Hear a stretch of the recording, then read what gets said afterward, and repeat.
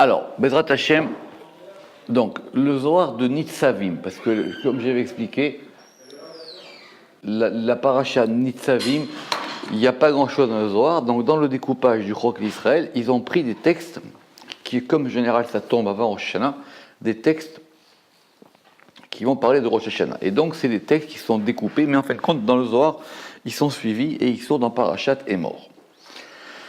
Mais, on va rentrer dans le cœur des choses. Bon, on a déjà fait des cours là-dessus, je vais juste résumer avant d'arriver à ce qui nous préoccupe aujourd'hui. Le Zohar, il veut comprendre comment ça fonctionne le shofar. Rosh Hashanah, on sait ce que c'est, on n'a d'ailleurs pas besoin du Zohar pour ça. C'est le jour du jugement, le jour de la rigueur, ça c'est clair. Mais on veut comprendre à quoi sert cette mitzvah de Rosh Hashanah, cette mitzvah du shofar liée à Rosh Hashanah. À quoi ça sert le shofar? À quoi ça sert? Ou plutôt, comment ça fonctionne? Comment ça marche? Il se trouve que le Zohar, il a son style, c'est un style midrashique. C'est-à-dire qu'il va expliquer les choses comme si c'était une histoire, comme si on vous racontait une histoire. Donc il va décrire une histoire pour nous expliquer ce que c'est que le shofar. Le texte qu'on a commencé la semaine dernière, qui est donc celui de Nitzavim de mercredi, il est coupé en deux. Et c'est quoi? On avait dit que c'était Rabbi Abba qui demandait à Rabbi Shimon et qui lui disait, ni plus ni moins, écoute, tu sais quoi? Tout ce qu'on m'a dit sur le shofar, j'ai jamais rien compris. J'ai jamais rien compris. Ça veut dire quoi cette histoire de shofar?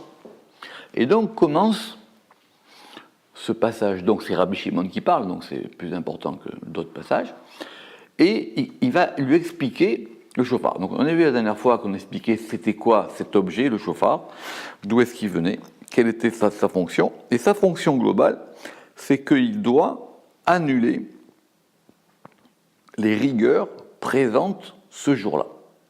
Très bien. Et on va commencer à expliquer ça sous forme d'ordre. Et en tout, on va avoir 3 ordres. Un qu'on va appeler, alors, Sidra Kadma, le premier ordre qu'on avait vu la fois dernière, et on a le second et le troisième qu'on va voir aujourd'hui. Maintenant, comme c'est imagé, les commentateurs, ils ont du mal à savoir à quoi ça correspond concrètement. Mais il faut être concret. Donc le shofar, on a déjà parlé, c'est pas une corne, c'est pas une corne, ça s'appelle pas un keren selon la Mishnah, c'est-à-dire que ça peut provenir de n'importe quel animal, sauf d'une vache. On ne peut pas avoir de shofar d'une vache. Et le shofar, par tradition, depuis Moïse, quand on le sonne, c'est composé de 3 sons. D'accord? Alors, un premier son qu'on va appeler la tekia, un son qu'on appelle la teroua, et un son qu'on appelle les jvarim. La tekia, c'est un son long. Ça fait Donc, on a un son qui s'appelle la tekia, qui est un son long, un son qui s'appelle les jvarim, qui est un son saccadé, qui fait et un son qui s'appelle la teroua, qui fait ta ta ta ta ta ta ta ta ta ta ta ta ta ta. Très bien. Et on veut comprendre comment ça fonctionne. Qu'est-ce qui va se passer? Pourquoi? Premier préliminaire que le Zohar a dit, il y a une particularité dans le shofar, c'est que le verset il dit Yodéé teroua. Heureux le peuple parce qu'ils connaissent la teroua. Ça veut dire ils savent comment ça fonctionne. C'est pas un élément technique, parce que techniquement, un sonneur, quelqu'un qui joue du cor ou de la trompette ou du saxophone, il peut être un excellent sonneur de shofar. D'accord? Donc on parle des kavanotes, c'est-à-dire des intentions qu'il faut avoir pour que cette sonnerie, elle atteigne son objectif. Et c'est quoi cet objectif? C'est d'être capable, en gros, d'annuler les rigueurs qui se passent ce jour-là. Donc c'est un jour particulier. C'est un jour où, d'après la langue du Zohar, c'est le jour des tribunaux. Et ces tribunaux, eh ben, ils sont très sévères. Et nous, on veut adoucir ça et on veut transformer la chose. Deuxième préliminaire, et ça commence à être difficile, c'est que la mitzvah, elle n'est pas de sonner. La mitzvah, elle est d'écouter. Quand on va écouter du shofar, celui qui sonne, il dit qu'il nous a ordonné d'écouter. Alors évidemment, si personne ne sonne, on ne peut pas écouter. Mais le but, c'est que cette voix, elle nous pénètre. Or, pour qu'elle puisse nous pénétrer, il faut qu'elle ait été faite comme il se doit. Mais ce n'est pas la voix elle-même, c'est comment est-ce qu'elle va agir. Or, de quoi on parle? On ne parle rien de moins qu'il se passe ce jour-là de Rosh Hashanah quelque chose de particulier dans le monde, qui revient une fois par an. Et ce jour-là, par rapport à cette chose qui se passe, il y a une action qui s'appelle l'action du shofar. Et cette action, elle va déclencher quelque chose qui va opérer, c'est ce qu'on veut, une transformation. Donc c'est pas juste on sonne pour se rappeler, etc., etc., bien que ce soit une question qui viendra après dans le Zohar, que le verset il dit Zichron Teroa. Mais en tout cas, c'est une autre question. Alors, dans le langage imagé du Zohar, on va attribuer ces trois types de sons au patriarche. Donc le son d'Abraham, c'est la tekia, c'est le son long. Le son de Yitzhak, ce sont les shevarim. Et le son de Yaakov, c'est la teroa. Papa, papa, papa, papa, papa, papa, papa. D'accord. Si vous prenez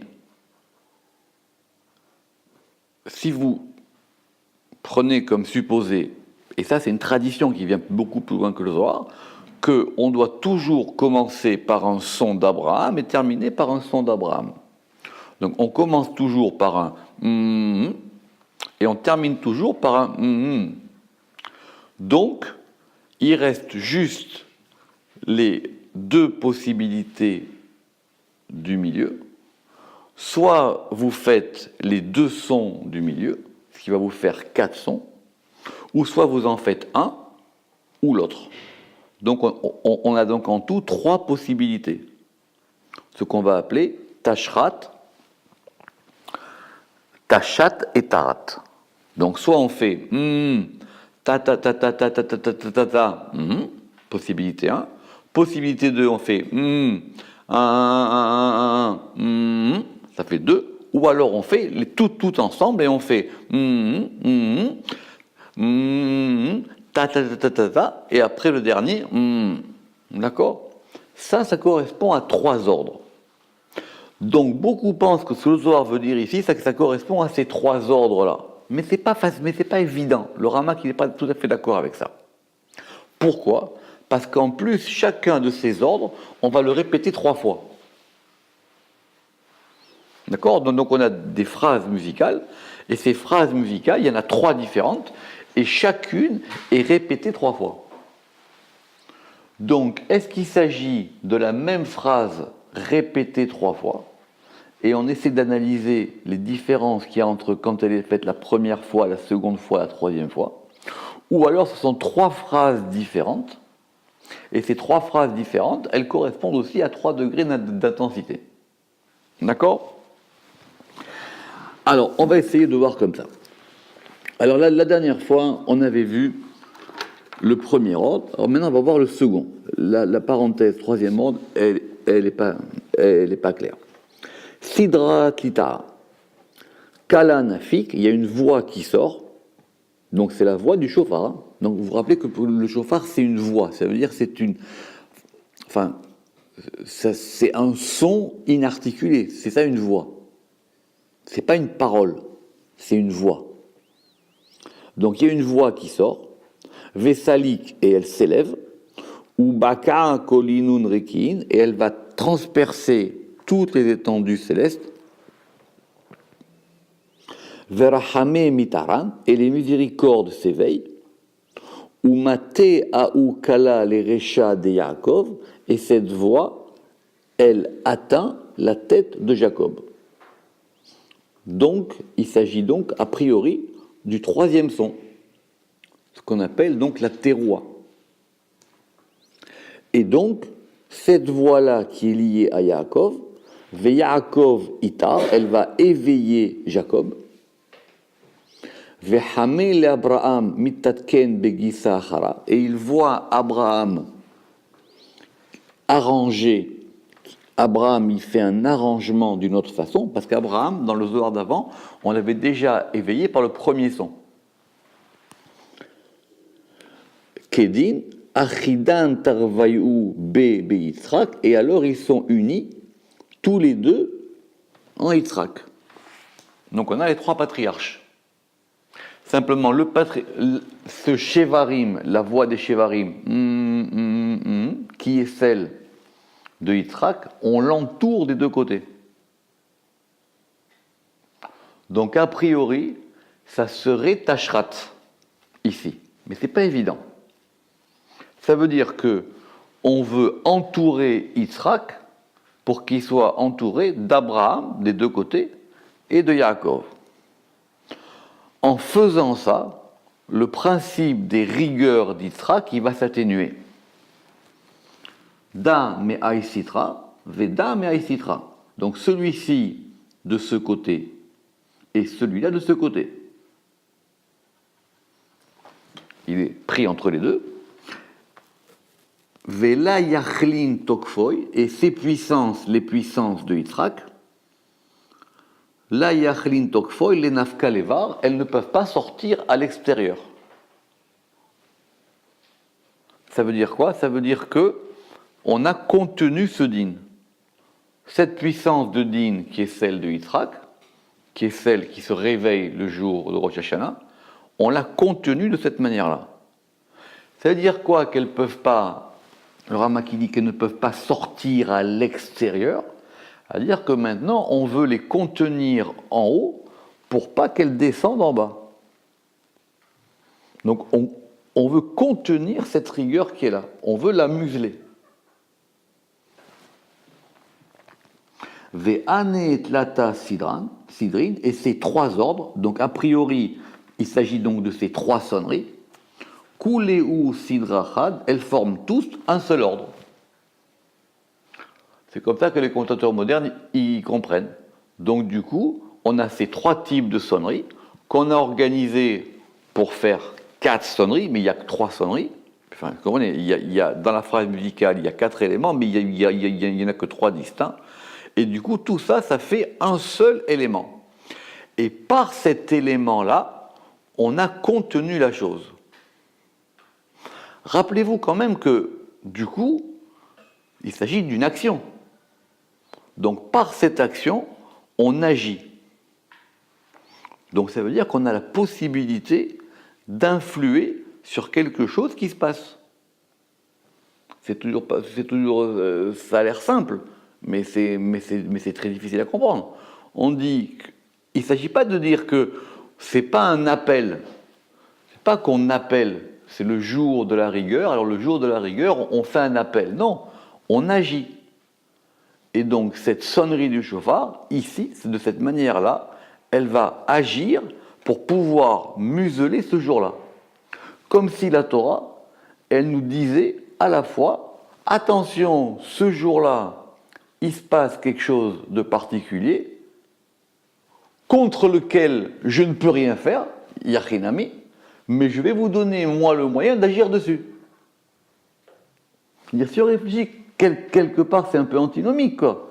La Torah nous dit, ce jour-là, c'est le jour de la rigueur, alors vous, je vais vous donner un moyen d'agir pour être capable d'adoucir ça. Donc c'est une action. Donc on agit concrètement sur un ordre qu'on n'aurait pas connu si la Torah ne l'avait pas dit. Si la Torah ne nous dit pas que Rosh Hashanah c'est le jour du din, ben ça passe comme un autre jour. C'est important ça. C'est-à-dire, le calendrier, le calendrier, c'est un éveil sur le temps. C'est-à-dire, ça nous éveille pour nous dire attention, à ce moment-là, il se passe un truc particulier. Si la Torah ne te le dit pas, tu ne sais pas. Donc à Rosh Hashanah, il y a quelque chose qui revient chaque année, et quand ça revient, alors il faut que nous, on soit capable d'agir pour être capable d'atténuer ce mécanisme qui se passe de lui-même. Mais celui qui sonne le chauffard, d'après le Zohar, on l'a vu la dernière fois, s'il ne sait pas ça, ok. Sidra Achara. Maintenant, on a un deuxième ordre. D'après le Ramak, ces ordres de son, maintenant, ils vont agir par couches successives. Ce qu'on a appelé le premier ordre, il va calmer ce qui se passe en haut. Maintenant, on veut agir sur les couches inférieures, ou plutôt on veut empêcher que ce qui se passe en haut, qui a été muselé, ça redescende vers nous. D'accord ? Le principe il est simple, c'est ce que le reste avait dit. Le principe il dit, c'est que de toutes les manières, quand on va attaquer un problème, si on n'attaque pas la racine, il va revenir. Donc on commence par la racine. D'accord ? Il faut toujours mettre une chose dans sa racine. Donc le premier ordre qu'on a appelé, ce premier ordre-là, il est là pour paralyser quelque part la chose dans la racine. Vous savez que c'est juste un jeu de mots, mais en hébreu moderne, être tokea, ça veut dire mettre une prise. D'accord ? Même en hébreu de la rue, quand on dit anitakua, ça veut dire je suis bloqué. Je suis bloqué. Anitakua babkakim, je suis bloqué quelque part, je suis scotché dans les embouteillages. C'est comme si frapper à la force, non ? Oui, aussi. Mais en tout cas, anitakua, je suis pris. Donc quelque part, le fait d'être litkoa, de sonner, c'est aussi quelque chose qui va permettre de figer la chose. Alors deuxièmement, kalanafik, il y a une voix qui sort, et elle s'élève, toujours elle s'élève, venati le Avraham meatre, et elle prend Abraham de son lieu. On commence toujours par Abraham, toujours, parce qu'on veut que ce soit entouré par le principe de Chesed. Venargid le letata, et la tire vers l'en bas. De là le Rama qui dit que le premier ordre de sonnerie, il est en haut, et maintenant on va descendre dans les ramifications des choses. Donc il dit que le premier ordre, le second ordre, il est plus bas. Donc si en haut on a agi au niveau des sphirotes supérieures, alors maintenant on descend à un niveau de sphirotes plus bas. C'est ce qui est marqué dans les notes. Les attar des Tukfeoun des Yitzhak Sharian, vers le lieu où les puissances de Isaac demeurent, parce que ces puissances de Yitzhak, on ne veut pas qu'elles descendent en bas. Vekaimin le, et elles maintiennent les Abraham Begavayu, et elles maintiennent Abraham parmi elles. Et ces puissances, elles vont maintenir Abraham parmi elles pour qu'Abraham puisse les adoucir.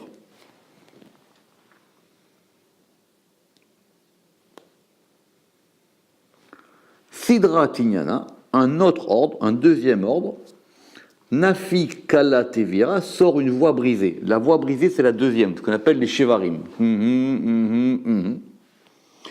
La Tekifa Kedekadma, qui n'est pas puissante comme la première. Écoutez la langue du Zohar. La Dechali Shaou Kala Detaka, pas parce que la voix de celui qui sonne est faible. C'est pas parce que lui, il a baissé d'intensité dans ce qu'il a joué. Et là, Dea Ukala, la vi ou les gabé Yitzhak bekadmita. Parce que cette voix n'est pas pour Yitzhak comme auparavant. Ça veut dire que, comme il y a une première, on va dire presque salve qui a été faite, la deuxième maintenant, c'est plus adouci. Donc ce deuxième type de voix qui va venir maintenant, on va empêcher que la chose, elle se répande en bas. Donc c'est à un niveau plus faible. Comme si toutes les sonneries, elles formaient un tout. Donc, c'est-à-dire qu'il faut qu'il y ait tout l'enchaînement musical et on ne peut pas le couper. C'est clair. Une deuxième note, elle vient toujours après la première note. Ça veut dire quoi? C'est-à-dire, si vous entendez un Do pour la première fois, il n'a pas la même tonalité qu'un Do qui vient après un Do. Même si c'est le même Do. D'où la difficulté. Est-ce qu'il s'agit d'une autre note ou de la même note? Elle a dit la première note, elle a fait quelque chose. Maintenant, la deuxième note qui va venir derrière, cette deuxième note, même si on considère comme le Rama que c'est la même que la première, et d'autres vont dire non, mais c'est une autre note, c'est-à-dire c'est qu'on a forcément joué un autre son, cette deuxième note, elle va maintenant faire quelque chose qui est quoi? Qui est que on va maintenant agir à un niveau plus bas. C'est pour ça qu'on dit que c'est une voix qui n'est pas puissante comme la première, pas parce que la voix de celui qui sonne est faible, seulement parce que cette voix n'est pas pour Yitzhak comme auparavant. Pourquoi? Des taman, tukfa, takifa, sharia, car là-bas demeure une puissante puissance, et là les gabeinun bedina del tata, seulement pour ces tribunaux d'en bas qui sont plus faibles. Alors là, les commentateurs du Zohar, ils disent, là on peut comprendre. Le début, c'est qu'on veut empêcher la rigueur dans les tribunaux d'en haut, mais on veut aussi qu'elle ne descende pas dans les tribunaux d'en bas. Parce que même si j'ai attaqué quelque chose à la racine, elle a quand même un écho. Et donc je ne veux pas que ça redescende. Donc comme je ne veux pas que ça redescende, je veux maintenant que même en bas, ça ne puisse pas agir. Je ne veux pas que ça puisse se répandre. Je ne veux pas que ça puisse continuer.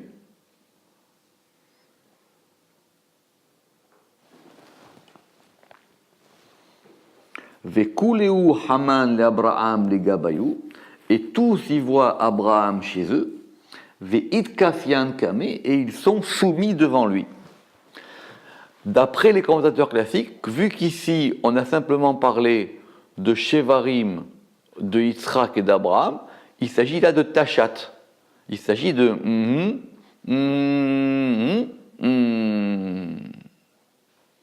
Donc ce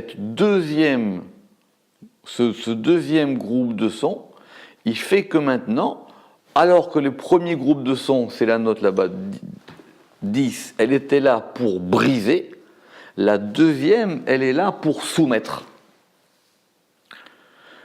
On a brisé le problème à la racine, et maintenant, on va empêcher la propagation par rapport à en bas.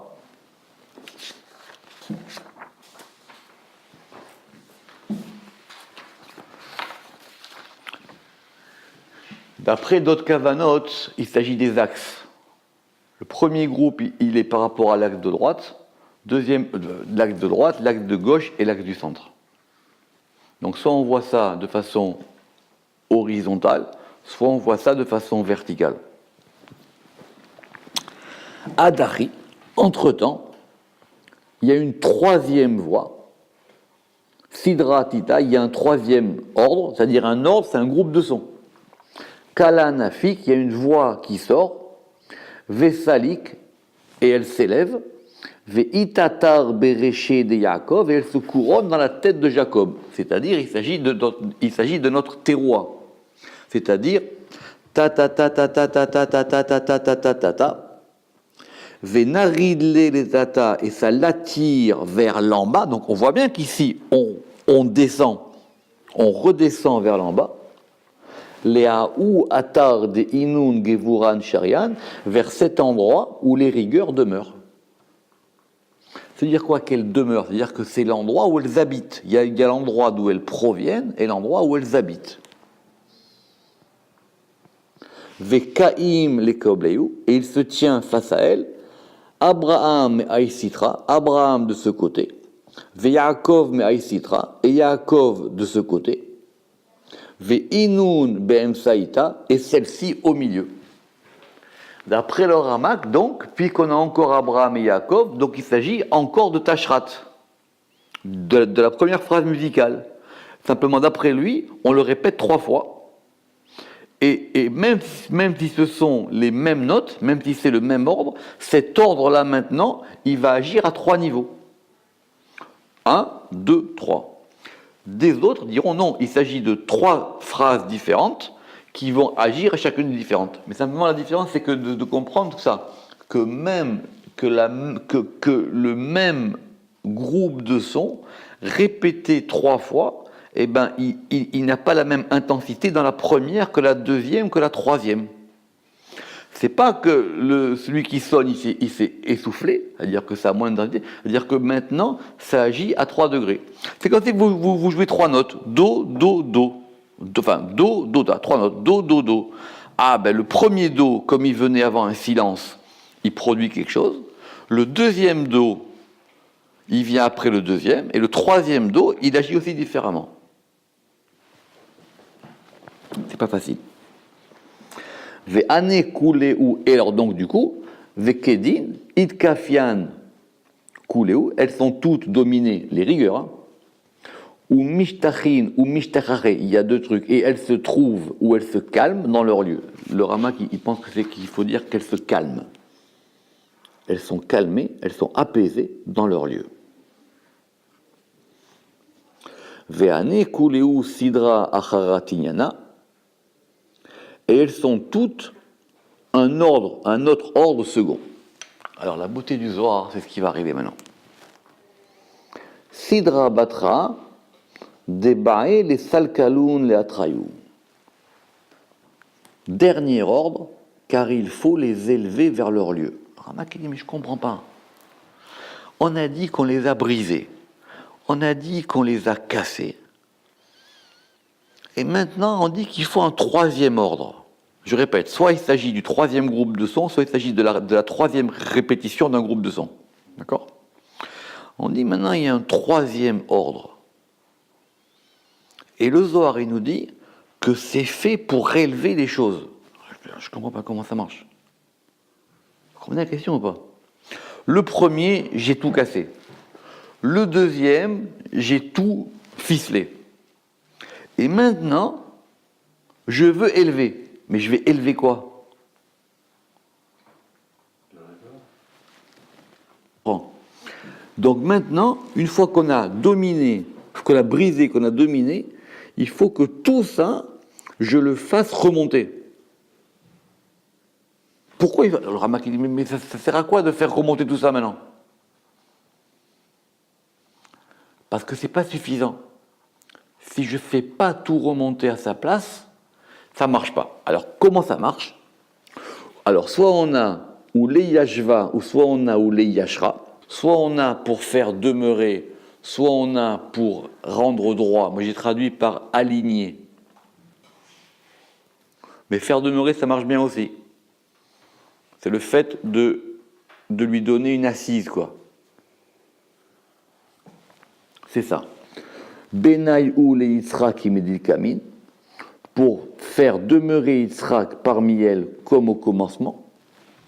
Au commencement, Yitzhak, s'il se trouve entre Abraham et Jacob, ça forme un tout.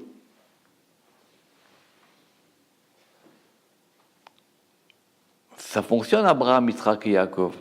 Yitzhak tout seul, il a besoin d'être entouré des deux. Donc on veut rétablir la chose comme elle aurait dû être à l'origine. C'est ça qu'il dit, qu'il me dit Kamin. Begin de aïbae le yashrale beatre, parce qu'il faut aligner cela dans son lieu, ou alors on va dire parce qu'il faut l'asseoir, c'est le même verbe que tout à l'heure, parce qu'il faut l'asseoir. Asseoir, c'est bien.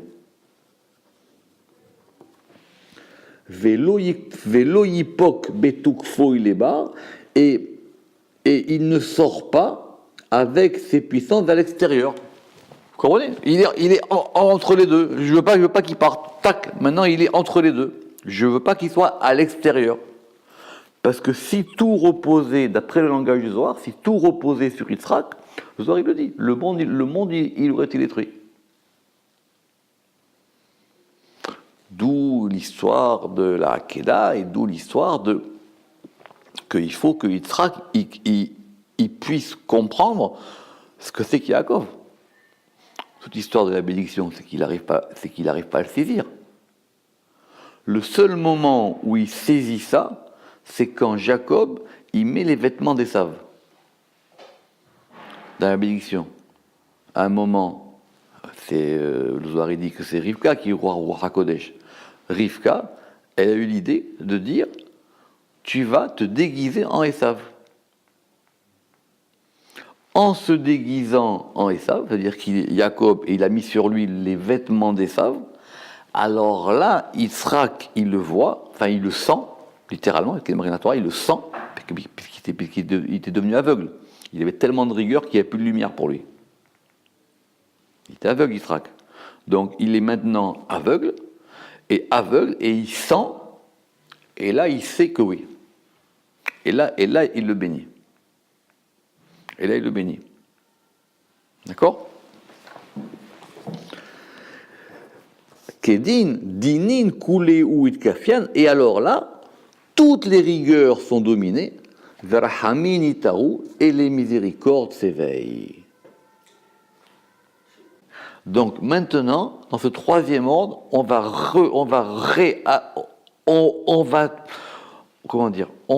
tout remettre ensemble, on va tout réorganiser. On a commencé, d'après la langue du Zohar, on a commencé par briser. Après, on a soumis, et maintenant, on va élever. Il faut suivre le rythme du Zohar. Et c'est quoi le fait de réélever? Le Ramak dit, c'est que maintenant, il dit qu'on va attacher le tribunal d'en haut avec le tribunal d'en bas, et quand les deux ils sont attachés, alors maintenant, ils ne peuvent plus produire de rigueurs qui vont être trop fortes. C'est marqué ici. Pour attacher le tribunal supérieur au tribunal inférieur. Kedin, dinin kule'u itkafian, toutes les rigueurs sont dominées. Verahamin itaru, et les miséricordes sont éveillées. Ouais. Ou s'éveillent, je verrai la forme verbale. Et les miséricordes sont éveillées. Alors maintenant, on a tout remis ensemble. On a remis les choses comme elles se doivent. Mais encore une fois, on n'aurait pas eu à le faire si ce jour-là, il ne se passait rien. S'il ne se passe rien, je n'ai pas besoin de faire ça. C'est parce qu'il se passe quelque chose qui est indépendant de notre volonté. C'est le patron qui a mis ça dans les règles des choses. Nous, on a une action qui nous permet d'agir et c'est ça l'action qu'on doit faire. Donc la bonne question, c'est pourquoi est-ce que ça se produit? Je ne peux pas répondre à toutes les questions d'un coup. Alors, Alda, pour cela, Baé, ils doivent. Qui c'est ils doivent? C'est Israël. Ceux qui vont écouter le chauffard ou ceux qui vont sonner le chauffard. En tout cas, il y a ceux qui sonnent et il y a ceux qui écoutent. Mais par rapport à ce qu'on veut faire, qui nous a été décrit ici par le Zohar, Baé, les Chavna Liba, ils doivent diriger le cœur et la volonté dans ses voies. C'est-à-dire qu'on doit donner une direction à ça. Et cette direction ici, elle dépend de 2 degrés. Elle va dépendre d'un degré affectif, le cœur, parce qu'il faut que ça fonctionne avec un moteur sensitif, et avec un moteur, j'allais presque dire rationnel, de la volonté. Pourquoi faire? Les me'edar betiyufta kame mareun, pour revenir en repentir devant leur maître. Donc le repentir de Rosh Hashanah, c'est ce qui va, c'est le, enfin, c'est ce qu'on veut quelque part. Le repentir, la teshuva, c'est un retour. On veut rétablir les choses. Donc du coup, c'est une chance, parce que c'est la possibilité de réinitialiser les choses. C'est pour ça que c'est comme ça. C'est comme si vous avez un ordinateur. Votre ordinateur, vous allez le reformater. Quand vous le reformatez, il reprend les déréglages d'usine. Donc tout ce que vous avez fait va être effacé. Du coup, vous pouvez tout perdre. Et bien, au moment de ce reformatage, on va inscrire dans le reformatage pour qu'on soit pris en considération dans ce reformatage.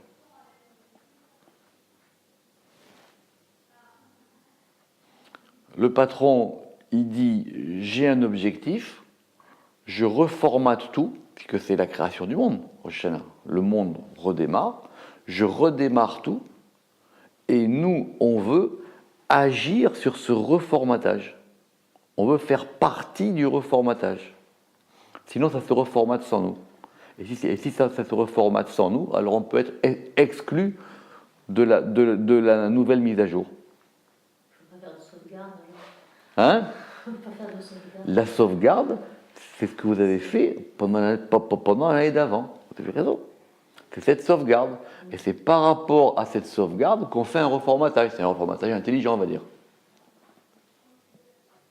Parce que de toutes les manières, ce que vous allez remettre en place, ça part jamais de zéro. Ça part toujours par rapport à un passé, par rapport à ce qui s'est passé l'année d'avant. Donc quand ça reformate par rapport à ce que c'est. Une mise à jour, elle prend forcément en compte ce qu'il y avait avant. Mais simplement, on veut, nous, agir sur le processus de réinitialisation de la chose. En gros, c'est la bina. C'est la bina qui va redémarrer, ce qu'on appelle le chauffard d'en haut, mais ce chauffard, il s'élève, et nous, on veut comme on dit là-bas, on veut, nous, que ce chauffard d'en bas, il éveille le chauffard d'en haut, et qu'on soit participant à ça. C'est pour ça que nous, on doit écouter cette voix du chauffard. Alors, d'ailleurs, c'est ce que le Zohar va dire maintenant en toutes lettres. Kedin. Alors, Kad Israël metakne ou mesadre kalin bereuta deliba kedaka yaout. Quand Israël arrange et ordonne les voix du chauffard, par la direction du cœur comme il se doit, beshofarada, donc quand on organise et qu'on arrange les choses comme il se doit, Adar ou shofar ila, ce chauffard supérieur revient, Vechad Adar, et quand il revient, Me'atrale le Yaakov, il couronne Jacob, Ve'itekan Kula, et tout est arrangé. C'est dire toutes lettres, non? Donc par ce petit chauffard d'en bas, ça permet à ce chauffard d'en haut de revenir vers nous, parce que sinon, il va agir sans nous. On veut qu'il revienne vers nous. Et du coup, maintenant, ça va se passer par le degré de Jacob et d'Israël. Et c'est ça maintenant qui va se refaire comme ça. Vekursaya achara remiu. Et donc un autre trône est élevé. Uchedin chedu ishtekar bechula. Et alors la joie se trouve dans tout. Vekucha berichu merachem al alma. Et le Saint béni soit-il, il est miséricordieux pour le monde. Sinon, le reformatage, il se fait sans nous. Et du coup, ça s'appelle la rigueur pure. Zaka chulakeun d'Israël. Heureuse les parts d'Israël. Pourquoi? Deyadin les nagda ou lamshacha les mareun. Ils savent attirer et tirer leur maître. C'est-à-dire, on est capable d'attirer, on est capable d'agir sur ça. Oui, on agit sur un aspect divin. On agit là-dessus. Et c'est quoi? Midina le rahame, de la rigueur vers les miséricordes, où les takna koule ou almin et arranger tous les mondes, al yidayou, alors soit c'est par eux, soit c'est par leurs actions. Il n'y a pas le mot action. D'accord? C'est pour ça que j'ai mis souligné. Et eux, ils peuvent arranger tout ça. Alors, vous doutez bien. Hein. Alors, et si on veut revenir maintenant aux choses simples, Tachazé, viens voir, je vais te montrer. La Kobelda, en regard de ça, Tlata, Sephirin, Petrin, Beyomada, il y a 3 livres qui sont ouverts en ce jour de Rosh Hashanah. Vekama derahamin mitarin, et de nombreuses miséricordes s'éveillent. Vedinin kashian, et les dures rigueurs. Itkafian, elles sont dominées. Ve'alein les durtayu, et elles montent vers leur lieu. Alors, quel rapport avec ces 3 livres de Rosh Hashanah? Parce que c'est l'histoire, on dit qu'il y a 3 livres. Il y a le livre des justes, eux, ils sont directement inscrits pour la vie. Il y a le livre des méchants, eux, ils sont directement inscrits pour la mort. Et il y a le livre des intermédiaires, eux, on va attendre un peu pour savoir qu'est-ce qui se passe avec eux. Soit jusqu'à Kippour, soit jusqu'à Sukkot. Remarquez, c'est simple, on a 3 côtés. On a Chesed, ceux qui sont directement inscrits pour la vie. Eux, ça veut dire qu'ils participent de fait, de facto, au projet et ça repart pour eux. Ceux qui sont exclus du projet, et eux, ça s'appelle la case cimetière. Et ceux qui sont entre les deux du projet, et entre les deux du projet, on va voir comment on peut les insérer dans le projet. Ce qu'on appelle les intermédiaires. C'est finalement simple l'histoire qu'on nous raconte au Talmud Torah maintenant. Ça dépend comment le projet il est réinitialisé.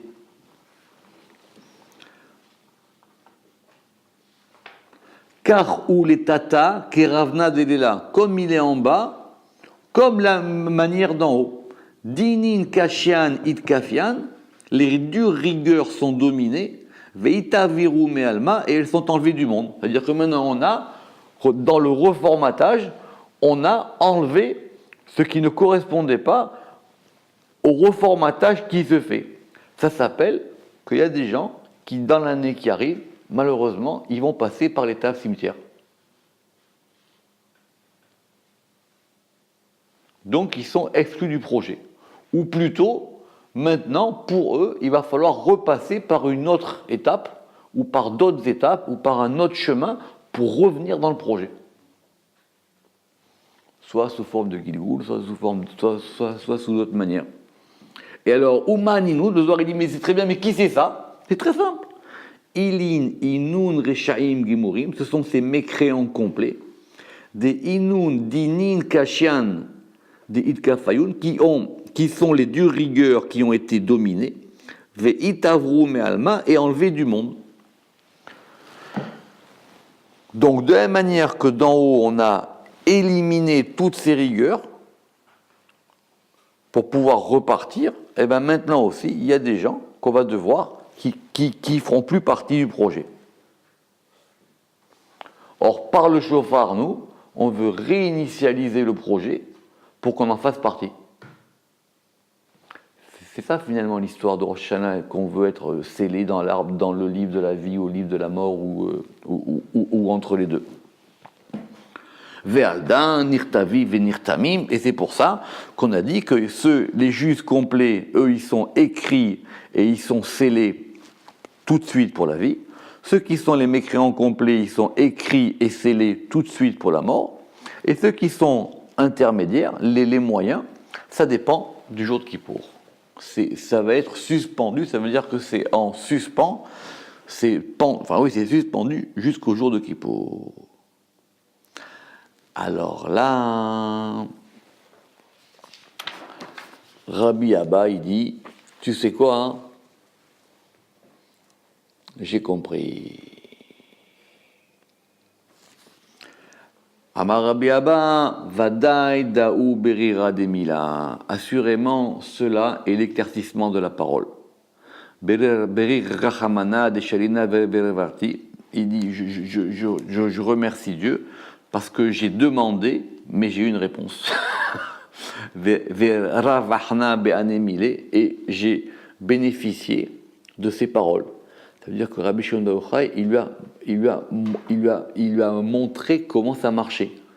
Nous, on a juste essayé peut-être de comprendre un peu, mais lui, il lui a expliqué comment ça fonctionne. Baruch Adonai Leolam, Amen ve Amen.